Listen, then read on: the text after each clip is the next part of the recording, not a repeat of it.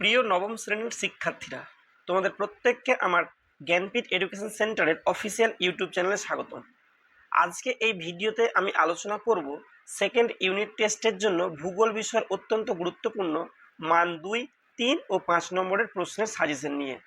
পরীক্ষার আগে কোন কোন প্রশ্ন বেশি গুরুত্বপূর্ণ, কিভাবে পড়লে ভালো নম্বর পাওয়া যাবে এবং কোন টপিকগুলো অবশ্যই প্রস্তুত করে রাখতে হবে, সব কিছুই সহজভাবে এই ভিডিওতে তুলে ধরবো।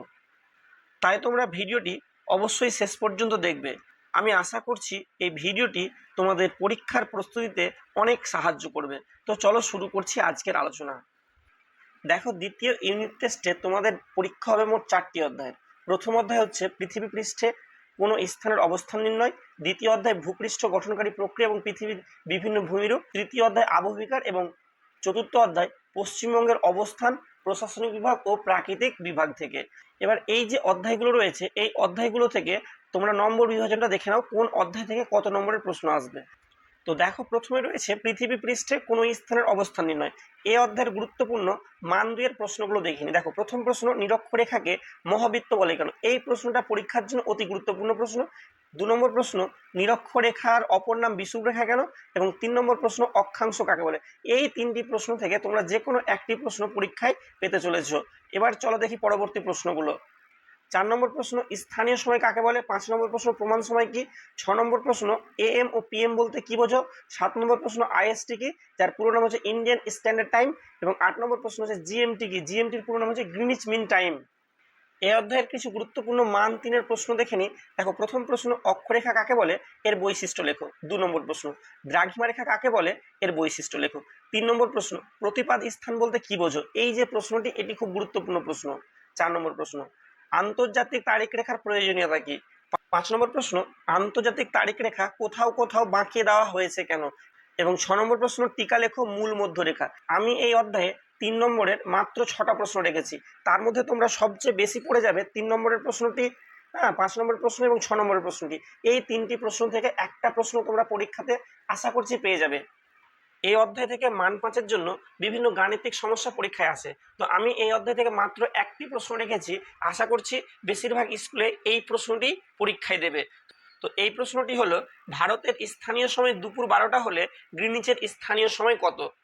পরবর্তী অধ্যায়, চতুর্থ অধ্যায়, ভূগাঠনিক প্রক্রিয়া এবং পৃথিবীর বিভিন্ন ভূমিরূপ।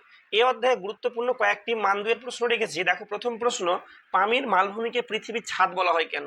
দ্বিতীয় প্রশ্ন, ডেকান ট্র্যাপ কি? তৃতীয় প্রশ্ন, বিদার অগ্নুৎপাত কি? চতুর্থ প্রশ্ন, পেডিমেন্ট কি? এই 4টি প্রশ্নের মধ্যে প্রথম 2টি প্রশ্ন অতি গুরুত্বপূর্ণ প্রশ্ন। 5 নম্বর প্রশ্ন, এনসেলবার্জ কি? 6 নম্বর প্রশ্ন, মোনাডনক কি? 7 নম্বর প্রশ্ন, বাজাদা কি? 8 নম্বর, 9 নম্বর, 10 নম্বর, 11 নম্বর, এই যে 4টা প্রশ্ন, এই 4টি প্রশ্ন অতি গুরুত্বপূর্ণ প্রশ্ন। দেখো, 8 নম্বর প্রশ্ন কি বলেছে? প্রশান্ত মহাসাগরে আগ্নেয় মেঘলা কি? 9 নম্বর প্রশ্ন, জীবাশ্ম কি? 10 নম্বর প্রশ্ন, ভঙ্গিল পর্বতে জীবাশ্ম দেখা যায় কেন? এবং 11 নম্বর প্রশ্ন, মহীখাত কি? এছাড়াও এই অধ্যায়ে আরো 2টি গুরুত্বপূর্ণ মান 2 এর প্রশ্ন রয়েছে। 12 নম্বর প্রশ্ন, গোরস্ত উপত্যকা কি? 13 নম্বর প্রশ্ন, লাভা মালভূমি কি? এবার আমরা চতুর্থ অধ্যায়ের গুরুত্বপূর্ণ মান 3 এর প্রশ্নগুলি দেখব। দেখো, প্রথম প্রশ্ন, টিকা লেখো। প্রথম প্রশ্ন, পর্বত বেষ্টিত মালভূমি। 2 নম্বর প্রশ্ন, লাভা মালভূমি। 3 নম্বর প্রশ্ন, ব্যবচ্ছিন্ন মালভূমি। 2 নম্বর প্রশ্ন, অতি গুরুত্বপূর্ণ প্রশ্ন, ভঙ্গিল পর্বত কাকে বলে? এর বৈশিষ্ট্য আলোচনা করো।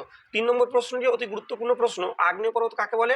এর বৈশিষ্ট্য আলোচনা করো। 4 নম্বর প্রশ্ন, স্তূপ পর্বত কাকে বলে? এর বৈশিষ্ট্য আলোচনা করো। 5 নম্বর প্রশ্ন, ক্ষয়জাত পর্বত কাকে বলে? এর বৈশিষ্ট্য আলোচনা করো। 6 নম্বর প্রশ্ন, অতি গুরুত্বপূর্ণ প্রশ্ন, ছোটনাগপুর মালভূমিকে ভারতের খনিজ ভান্ডার বলা হয় কেন? এছাড়াও 7 নম্বর প্রশ্নটিও অতি গুরুত্বপূর্ণ প্রশ্ন, মহীভাবক ও গিরিজনী আলোড়নের মধ্যে পার্থক্য লেখো। 8 নম্বর প্রশ্ন, মানব জীবনে মালভূমি অথবা সমভূমির প্রভাব আলোচনা করো। এছাড়াও তোমরা এর সঙ্গে পর্বতের প্রভাবটাও দেখে যেও। এবার আমরা চতুর্থ অধ্যায়ের গুরুত্বপূর্ণ মান 5-এর প্রশ্ন একটি রেখেছি। এই প্রশ্নটি প্রায় 10টা স্কুলের মধ্যে 8টা স্কুলে আসতে দেখা যায়। দেখো, প্রশ্নটা কি বলেছে? পাত সংস্থান তত্ত্বের ভিত্তিতে ভঙ্গিল পর্বতের উৎপত্তি আলোচনা করো। আশা করছি এই প্রশ্নটাই তোমাদের পরীক্ষাতে আসবে। পরবর্তী অধ্যায় অর্থাৎ পঞ্চম অধ্যায়, এই অধ্যায়ের নাম হচ্ছে আবহবিকার। তো চলো, আবহবিকার অধ্যায় থেকে আমরা গুরুত্বপূর্ণ মান 2 এর প্রশ্নগুলো দেখে নিই। প্রথম প্রশ্ন, আবহবিকার কাকে বলে? 2 নম্বর প্রশ্ন, ক্ষয়ী ভবন কাকে বলে? 3 নম্বর প্রশ্ন, নগ্নি ভবন কাকে বলে? 4 নম্বর প্রশ্ন, পুঞ্জিত ক্ষয় কাকে বলে? এই যে প্রথম 4টি প্রশ্ন দেখতে পাচ্ছ, এই 4টি প্রশ্ন অতি গুরুত্বপূর্ণ প্রশ্ন। আশা করছি প্রথম 3টি প্রশ্নের মধ্যে একটি প্রশ্ন আসতে চলেছে। 5 নম্বর প্রশ্ন হিউমাস কি, 6 নম্বর প্রশ্ন রেগুলেট কি, এই প্রশ্নটিও অতি গুরুত্বপূর্ণ প্রশ্ন। 7 নম্বর প্রশ্ন ঝুম চাষ কি, 8 নম্বর প্রশ্ন টেরারসা কি, 9 নম্বর প্রশ্ন অতি গুরুত্বপূর্ণ প্রশ্ন আবহ বিকারকে বিচূর্ণী ভবন বলা হয় কেন। এবার আমরা আবহ বিকার অধ্যায়ের গুরুত্বপূর্ণ মান 3-এর প্রশ্নগুলো দেখিনি। দেখো এই অধ্যায়ে মাত্র 3টি প্রশ্ন রেখেছি, আর এই 3টি প্রশ্নই হচ্ছে অতি গুরুত্বপূর্ণ প্রশ্ন। তো দেখো প্রথম প্রশ্ন কি বলেছে, আবহ বিকার ও ক্ষয়ীভবনের মধ্যে পার্থক্য লেখো। এই প্রশ্নটি বেশিরভাগ স্কুলে আসতে দেখা যাবে। 2 নম্বর প্রশ্ন মৃত্তিকা ক্ষয় বলতে কি বোঝো, মৃত্তিকা ক্ষয়ের কারণগুলি লেখো। 3 নম্বর প্রশ্ন মৃত্তিকা সংরক্ষণ বলতে কি বোঝো, মৃত্তিকা সংরক্ষণের উপায়গুলি লেখো। এই যে দুটো প্রশ্ন রয়েছে, এই দুটো প্রশ্ন কোনো কোনো স্কুলে আবার মান 5-এও দিয়ে দিতে পারে, তাই তোমরা এই দুটি প্রশ্ন মান 3 এবং 5-এর জন্য অবশ্যই দেখে যাবে। দেখো আবহ বিকার অধ্যায় থেকে মান 5-এর মাত্র দুটো প্রশ্ন রেখেছি, আর এই দুটো প্রশ্নের মধ্যে একটা প্রশ্ন 100% তোমাদের পরীক্ষাতে আসতে চলেছে। দেখো প্রথম প্রশ্ন যান্ত্রিক আবহ বিকার কি, এর প্রক্রিয়াগুলি আলোচনা করো। 2 নম্বর প্রশ্ন রাসায়নিক আবহ বিকার কি, এর প্রক্রিয়াগুলি আলোচনা করো। এবার আমরা দেখব আজকের শেষ অধ্যায় অর্থাৎ পশ্চিমবঙ্গের অবস্থান ও প্রশাসনিক বিভাগ এবং প্রাকৃতিক পরিবেশ অধ্যায়ের গুরুত্বপূর্ণ মান 2-এর প্রশ্নগুলো। দেখো প্রথম প্রশ্ন পশ্চিমবঙ্গের অক্ষাংশগত ও দ্রাঘিমাগত অবস্থান উল্লেখ করো। 2 নম্বর এবং 3 নম্বরের প্রশ্ন অতি গুরুত্বপূর্ণ প্রশ্ন। 2 নম্বর প্রশ্ন 3 বিঘা করিডর কি এবং 3 নম্বর প্রশ্ন ছিটমহল কি।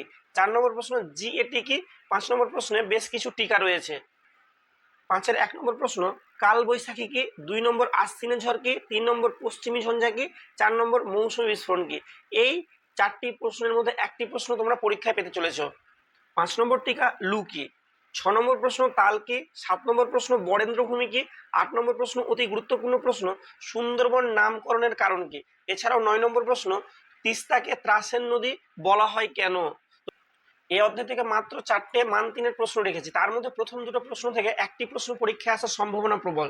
দেখো প্রথম প্রশ্ন পশ্চিমবঙ্গের জলবায়ুতে মৌসুমী বায়ুর প্রভাব আলোচনা করো। 2 নম্বর প্রশ্ন উত্তরবঙ্গের নদ নদী ও দক্ষিণবঙ্গের নদ নদীর মধ্যে পার্থক্য লেখো। এছাড়াও তোমরা দক্ষিণবঙ্গের পরিবর্তে মালভূমি অঞ্চলের নদ নদীটাও দেখে যেতে পারো। 3 নম্বর প্রশ্ন পার্বত্য অঞ্চলের জলবায়ু ও মালভূমি অঞ্চলের জলবায়ুর মধ্যে পার্থক্য লেখো। 4 নম্বর প্রশ্ন পশ্চিমবঙ্গে ভৌম জলের অতিরিক্ত ব্যবহারের ফলে কি কি সমস্যা হতে পারে। আমি এই অধ্যায়ে মান 5-এর মাত্র 3টে প্রশ্ন রেখেছি, তার মধ্যে 1 নম্বরের প্রশ্নটি অতি গুরুত্বপূর্ণ প্রশ্ন। এই প্রশ্নটি বেশিরভাগ স্কুলে আসার সম্ভাবনা প্রবল। দেখো প্রথম প্রশ্নে কি বলা হয়েছে, পশ্চিমবঙ্গের ভূপ্রকৃতিকে কয় ভাগে ভাগ করা যায় ও কি কি, যে কোনো একটি বিভাগ সম্পর্কে আলোচনা করো। 2 নম্বর প্রশ্ন পশ্চিমবঙ্গের স্বাভাবিক উদ্ভিদকে কয় ভাগে ভাগ করা যায় কি কি, যে কোনো দুটি বিভাগ সম্পর্কে আলোচনা করো। 3 নম্বর প্রশ্ন পশ্চিমবঙ্গের মৃত্তিকাকে কয় ভাগে ভাগ করা যায় কি কি, যে কোনো দুটি বিভাগ সম্পর্কে আলোচনা করো। দেখো বন্ধুরা এখানে এই যে দুটো বিভাগ বলেছে, এখানে উল্লেখ করে যে কোনো নির্দিষ্ট দুটো বিভাগ বলে দিতে পারে, তার জন্য এখান থেকে তোমাদেরকে প্রত্যেকটি বিভাগ ভালো করে দেখে যেতে হবে। তার কারণ এই বিভাগের প্রশ্নগুলো টিকা হিসেবেও আসতে পারে, যেমন ম্যানগ্রোভ অরণ্য টিকা হিসেবে দিয়ে যায়, উত্তরে পার্বত্য অঞ্চলের স্বাভাবিক উদ্ভিদ এটাও টিকা হিসেবে দিয়ে দেয়। আমার ভিডিও যদি তোমাদের ভালো লাগে তবে অবশ্যই চ্যানেলটি সাবস্ক্রাইব করো এবং পাশে থাকা বেল আইকনে ক্লিক করো এবং ভিডিওটি তোমার বন্ধুদের সাথে শেয়ার করো। তোমরা যদি এই প্রশ্নগুলোর উত্তর পেতে চাও তবে অবশ্যই কমেন্ট করে জানাও এবং চ্যানেলটি সাবস্ক্রাইব করে রাখো সবার প্রথম আমার নতুন ভিডিওর নোটিফিকেশন পাওয়ার জন্য। ধন্যবাদ ভিডিওটি শেষ পর্যন্ত দেখার জন্য।